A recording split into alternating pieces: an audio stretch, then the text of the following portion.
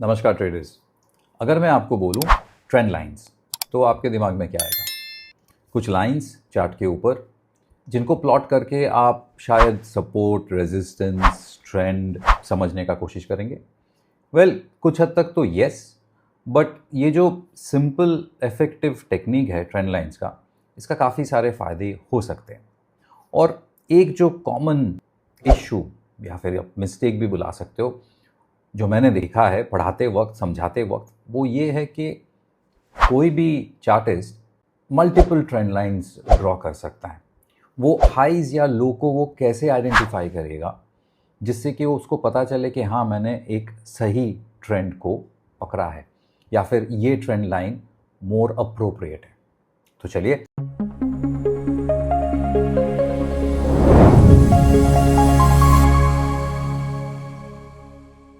इस वीडियो में हम लोग डिस्कस करेंगे ट्रेंड लाइंस। ठीक उसके बाद ऑटोमेटिकली आ जाता है the concept of support and resistance. और सपोर्ट एंड रेजिस्टेंस डिस्कस करने के ठीक बाद हम लोग एक बहुत unique yet very powerful concept discuss करेंगे, वो है polarity. But first trend lines.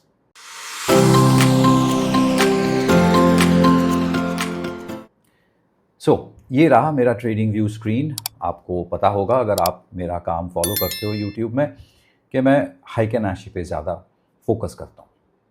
अब रही बात ट्रेंड लाइन, अगर मैं यहाँ पे टाइप करता हूँ ट्रेंड लाइन, तो यहाँ पे essentially it is made up of two words, trend और लाइन।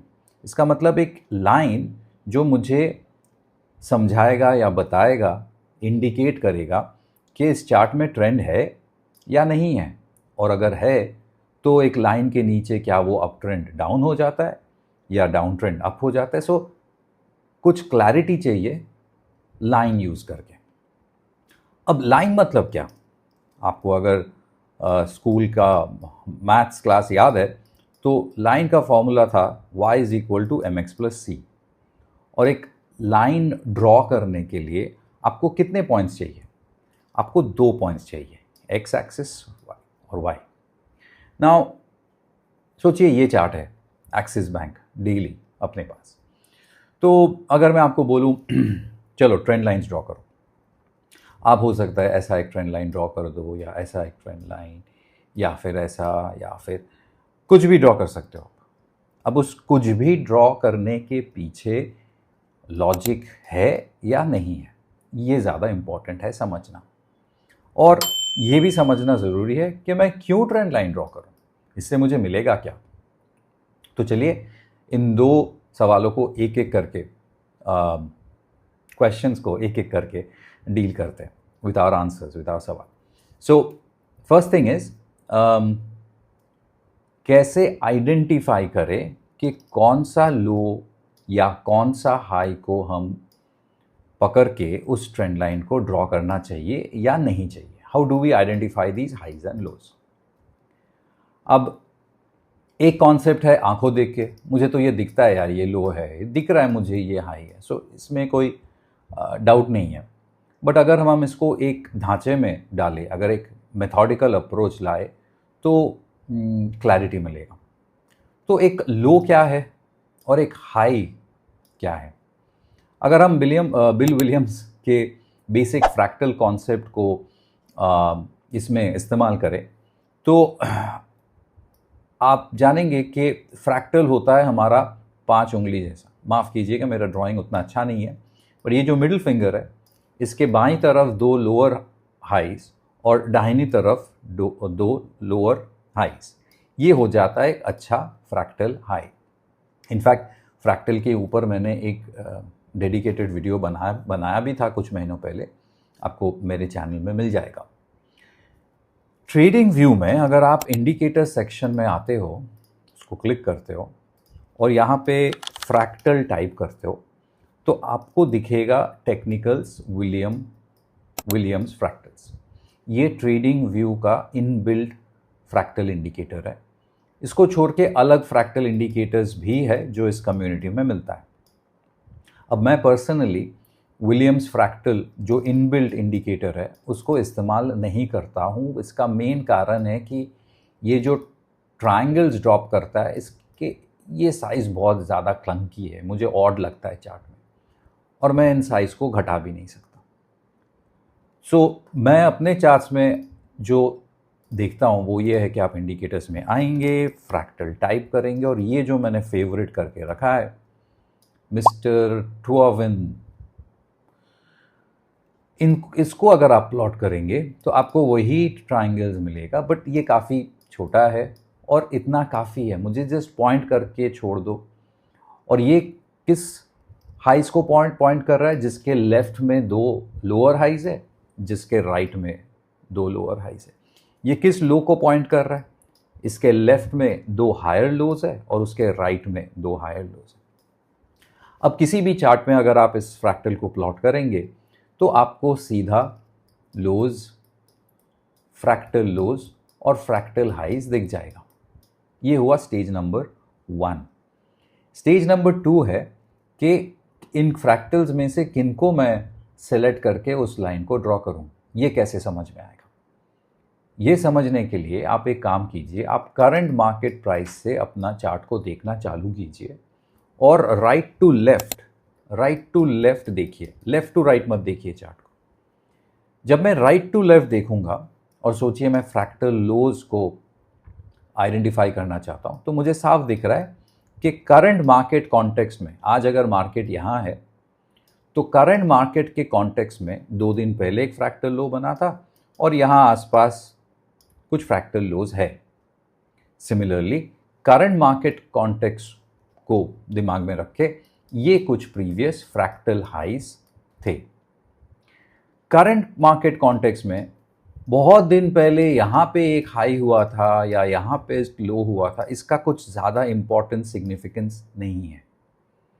Is that okay? सो जब आप राइट टू लेफ्ट देखेंगे, जो करंट हाइज या लोज है उन पे ज़्यादा फोकस कीजिएगा। अब मैं देख रहा हूँ कि ये रहा 2 दिन पहले का लो, उसके पहले यहाँ पे बना था एक लो, उसके पहले ये लो बना था, मतलब ये 2 लेवल तो एकदम आसपास है, और उसके पहले था ये और उसके पहले था ऐसा।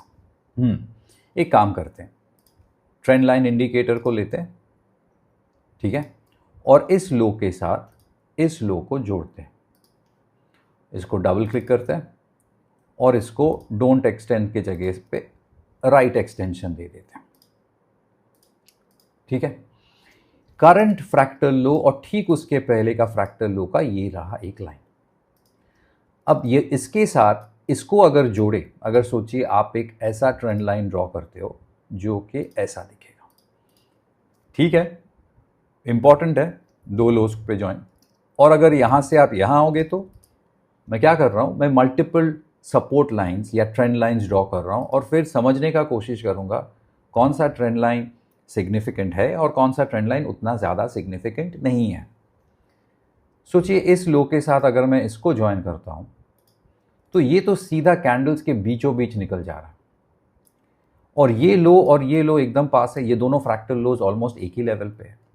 तो क्यों ना मैं इसको यहां से हटा के यहां पे ले, और जब मैं यहां पे ले रहा हूं तो ये 2 लाइन मोर और लेस बहुत पास है। सो इस 2 ट्रेंड लाइन का सिग्निफिकेंस ज़्यादा है। इसी लॉजिक से, जैसे आपने देखा होगा, मैंने राइट मोस्ट से स्टार्ट किया, लेफ्ट फिर लेफ्ट फिर लेफ्ट, ऐसे करते करते जब आप पीछे लेफ्ट हैंड साइड जाते रहेंगे, आपके जो ट्रेंड लाइंस बनेंगे उनका सिग्निफिकेंस घटता जाएगा या फिर आपको वो ज़्यादा उतना इम्पॉर्टेंट नहीं दिखेगा। ये लास्ट ट्रेंड लाइन में ड्रॉ करता हूँ इस लो के साथ इसका। अब इस तीनों लाइन मोर और लेस इसी जोन, इसी रेंज में आ रहा है, और उसके नीचे जो लेवल है वो ये है। अब इस चार्ट के कॉन्टेक्स्ट में अगर हम डिस्कस एनालाइज बात करें, 1232 पे ट्रेड कर रहा है, शॉर्ट टर्म करेक्शन से गुजर रहा है, हमें चाहिए सपोर्ट, कहाँ पे ये रुक सकता है। और अगर हम ट्रेंड लाइन को पूछे, ट्रेंड लाइन का सहारा ले, या तुम बताओ तुम्हारा लेवल्स, डिमांड लेवल्स या सपोर्ट लेवल्स कहाँ है, तो ट्रेंड लाइंस बताएगा ये जोन और उसके बाद बताएगा ये लेवल। ये ट्रेंड लाइंस बताएगा डिपेंडिंग ऑन हम कैसे इसको ड्रॉ करेंगे। ठीक है, ये सही गलत का कोई सीन नहीं है यहाँ पे। ऐसा नहीं है कि ये सही है और ये गलत है या फिर वो सही है, वैसा नहीं है। It is subjective. जो दो लो पॉइंट्स या दो हाई पॉइंट्स लेके जैसे हम ड्रॉ करेंगे वैसे ट्रेंड लाइन उभर के आएगा, वैसे हम उसको रीड करेंगे। ठीक है, just try to be more logical. हम कोशिश करेंगे कि जो ट्रेंड लाइंस हम ड्रॉ कर रहे हैं उसके पीछे एक मेथड और एक लॉजिक हो, ना कि रैंडमली कोई भी हाई लो लेके हम ड्रॉ करने वाले हैं। ठीक है, इस लॉजिक से अगर मैं ऐसे करके और लेफ्ट हैंड साइड जाता रहूं, सोचिए, और अगर आप सोचिए कि मैं एक लाइन ड्रॉ करता हूं, तो है तो ये ट्रेंड लाइन और ये काफ़ी सारे लोज को टच भी कर रहा है, लेकिन मिलियन डॉलर क्वेश्चन, क्या ये ट्रेंड लाइन का कोई रेलेवेंस है in the current market context? नहीं ना। मार्केट है यहाँ पे और आप यहाँ पे एक ट्रेंड लाइन ड्रॉ करेंगे, ये रहा long term support, does not make sense. So कोशिश कीजिएगा कि ट्रेंड लाइन यूज़ करके जो भी आप एनालिसिस करें वो करंट मार्केट के कॉन्टेक्स्ट में हो, ना कि बहुत नीचे ना कि बहुत ऊपर। ठीक है, सो आप ऐसे ट्रेंड लाइंस ड्रॉ कर सकते हो, but as I said make sure they are relevant. ये रहा ट्रेंड लाइन लोज को ज्वाइन करके। लोज को जब हम ज्वाइन करते हैं हमें सपोर्ट लाइन मिलता है या फिर डिमांड लाइन मिलता है, जिसका काम है अगर प्राइस उसके बाईं तरफ हो, आपको दिख रहा है most of the candles line के लेफ्ट हैंड साइड में, तो ये एक अप ट्रेंड है और ये एक अच्छा खासा अराउंड ऑलमोस्ट लाइक अ 60 डिग्री हो सकता है, ब्यूटीफुल अप ट्रेंड है। अगर प्राइस इसके नीचे आ जाता है, नीचे क्लोज दे देता है, तो हम बोल सकते हैं there is a trend line breakout, break down, और ये ट्रेंड लाइन टूट चुका है, मतलब मार्केट और गिर सकता है। This is analysis. क्या ये सेम अप्रोच हम हाइस के साथ भी कर सकते हैं? ऑफकोर्स कर सकते हैं। इस चार्ट में अगर हाइस को जोड़े और सोचिए ये रहा आपका पहला दो हाइस, और हाइस के लिए काम करते हैं, ट्रेंड लाइन को रेड कलर कर देते, तो ये मोर और लेस कैंडल के बीचों बीच गुजर रहा है। It does not adding any value, ये बहुत ज़्यादा वैल्यू ऐड नहीं कर रहा है। और इन दो फ्रैक्टल में से ऑफ कोर्स ज़्यादा इंपॉर्टेंस इस फ्रैक्टल का है, बिकॉज ये मेजर हाई बनाया। ये डिस्क्रिशन है जो मैंने अभी आपको बताया कि ये ज़्यादा इंपॉर्टेंट है, ये उतना नहीं, मैं इसको इग्नोर करूँगा, इसके साथ मैं किसी और को ड्रॉ करूँगा, ये मेरा टेक्निक है। ये सही भी नहीं है, ये गलत भी नहीं है, ये एक्सपीरियंस के साथ आपको और ईजीली आप समझ पाएंगे।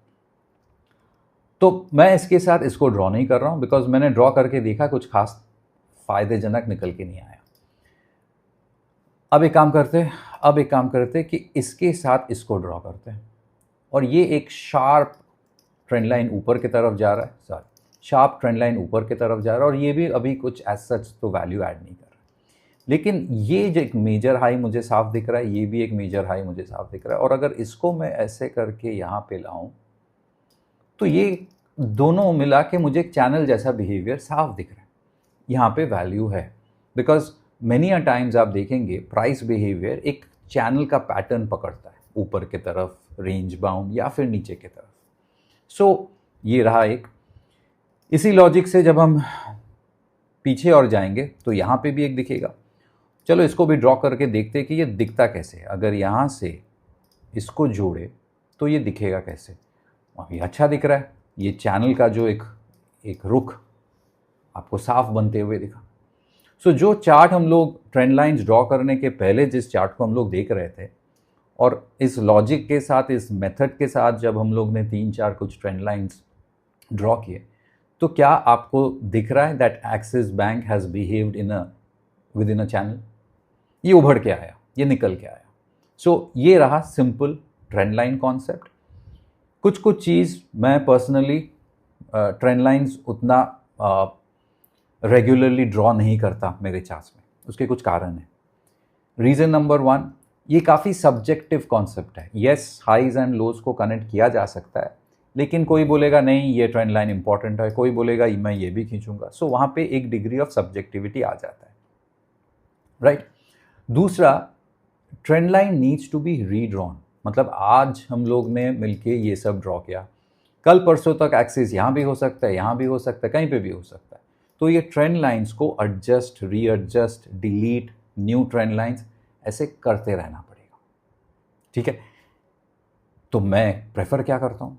मैं जो प्रेफर करता हूँ वो है horizontal supports and resistances. Horizontal trend lines आप बोल सकते हो, लेकिन वो लाइंस नहीं है, वो रेंज है, जोन है। अब ट्रेंड लाइन से अपने को मिलता है सपोर्ट, ट्रेंड लाइन से अपने को मिलता है रेजिस्टेंस।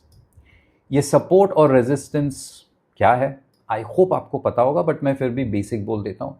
सपोर्ट रेजिस्टेंस है कि सपोर्ट एक ऐसा लेवल है जहाँ पे रिलेटिव डिमांड रिलेटिव सप्लाई से ज़्यादा है। जब भी उस लेवल पे आता है वहाँ से उछलता है, वो उसको डिमांड मिलता है।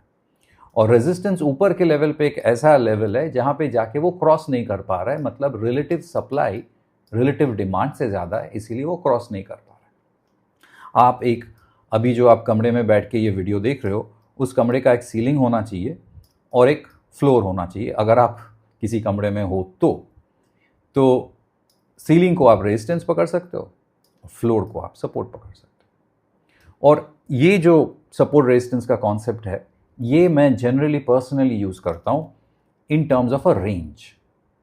मैं आपको समझाता हूँ इसी चार्ट में। पहले ये ट्रेंड लाइंस को हटा देते, फ्रैक्टल्स को रहने देते।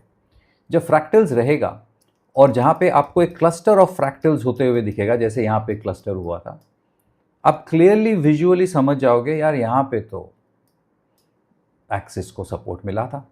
आप क्लियरली समझ जाओगे इस रेंज में। आप देखेंगे कि ये जो हाईज होते हैं या लोज होते हैं वो रेयरली एग्जैक्टली एक ही लेवल पे हो, वो बहुत रेयर है और वो लॉजिकल भी नहीं है।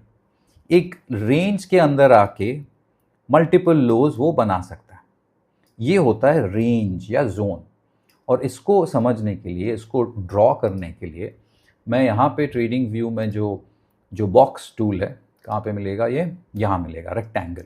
मैं इस रेक्टेंगल टूल को यूज़ करता हूँ।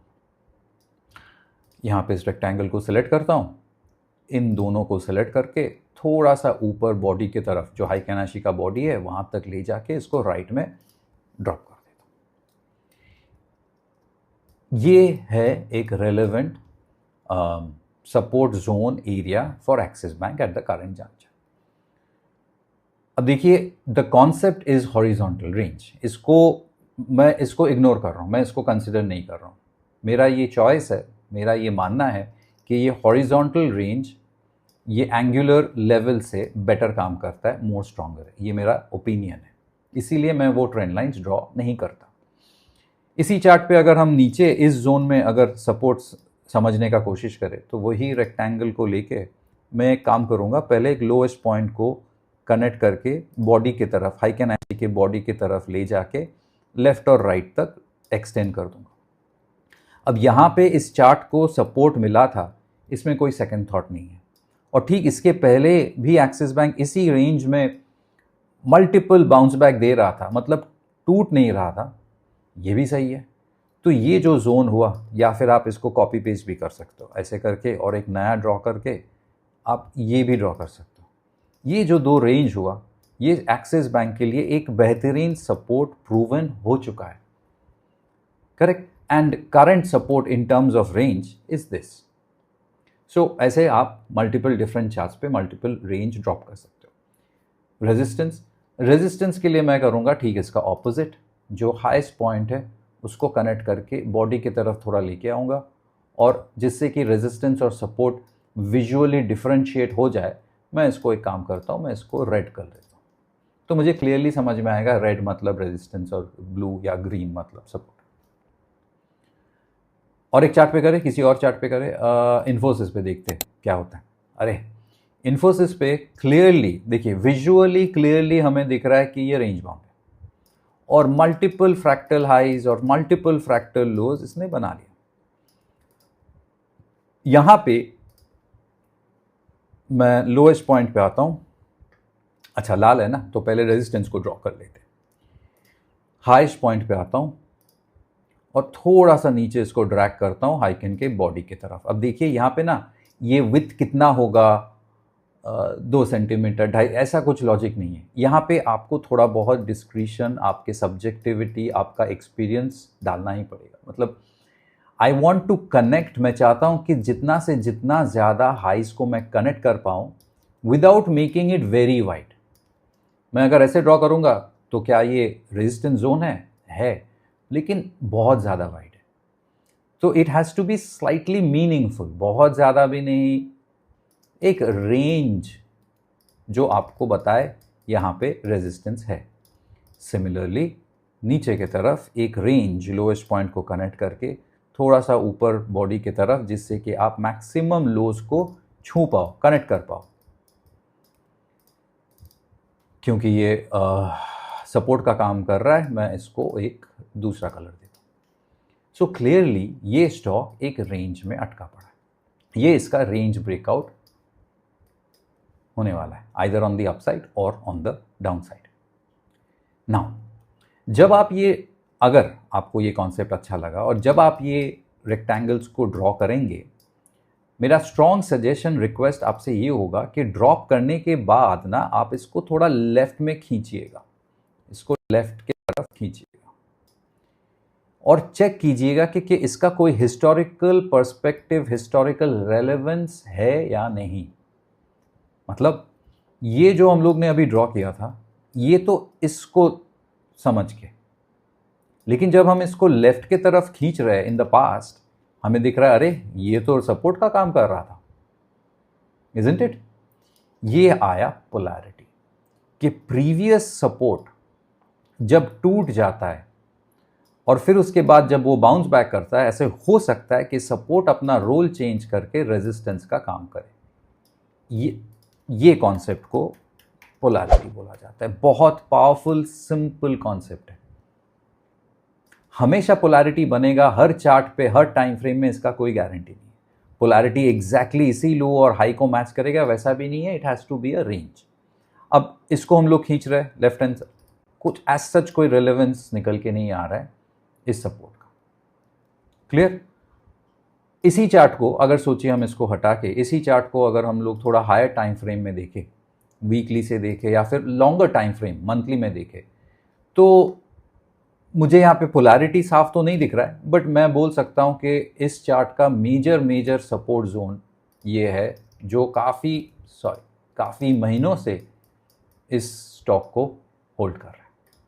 चलिए पोलैरिटी के और दो एग्जाम्पल मैं आपके साथ शेयर करता हूँ। डेली चार्ट पे चले जाते, कोई दूसरा किस्म का चार्ट देखते हैं जहाँ पे मैं आपको पोलैरिटी दिखा पाऊँ।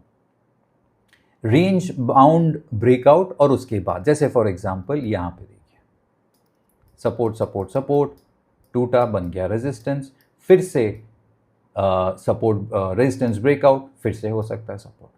ये है क्लासिक पोलैरिटी बिहेवियर। जैसे फॉर एग्जांपल ये HCL का चार्ट है। क्लियरली फ्रैक्टल का हेल्प लेके आपको दिख रहा है यहाँ पे काफ़ी सारे हाइज बने थे।